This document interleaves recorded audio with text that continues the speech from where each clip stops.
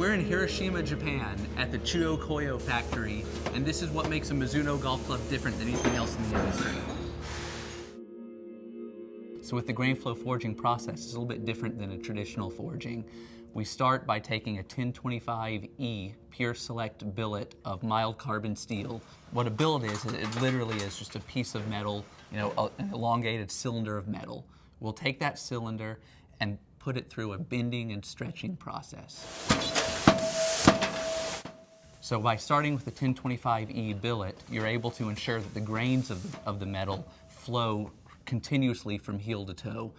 Metal is a lot like wood in that if you think of it, everyone knows wood has splinters and grains that run along the length of it, but metal is very similar where it actually has microscopic grains. So if you're able to get those really tight and consistent and flowing along the length of the club head, you can get a more consistent piece to piece. You're also going to get a truer vibration and a better feel from the golf club.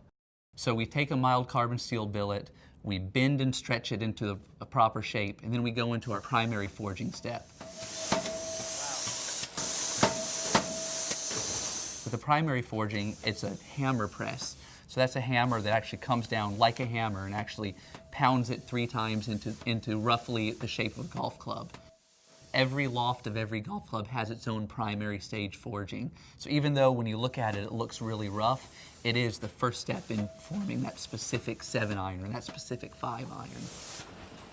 From there, it goes into what we call kind of a cookie cutter stage, and it trims it down into the shape of a golf club. From there, it takes the primary forging and it goes into the first set of precision forging.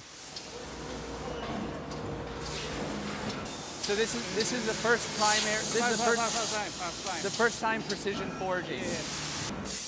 What the precision forging is a hydraulic press that's a slow compression of the golf club into a more precise shape.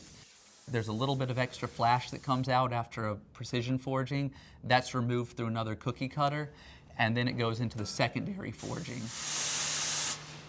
Again, each of these steps, it's really tightening the grains, it's making sure everything's really consistent, and it's pressing it more and more into the shape of a club.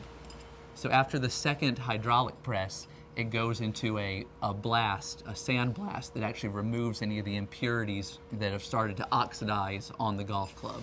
How long does this process take, this blast? Is it short? 15 minutes. 15 minutes for a set of heads? Okay. So already have score line here. Yeah. So this is final. Final done. Okay. So this is the final stage of a club being made at the Chuo factory. What happens in this room is clubs are getting the final logos placed on as well as the inspection samples before they go out to go into your bag. So there are only a handful of places in the world that forge golf clubs. With Chuo and Mizuno's partnership, they work together and only forge golf clubs together.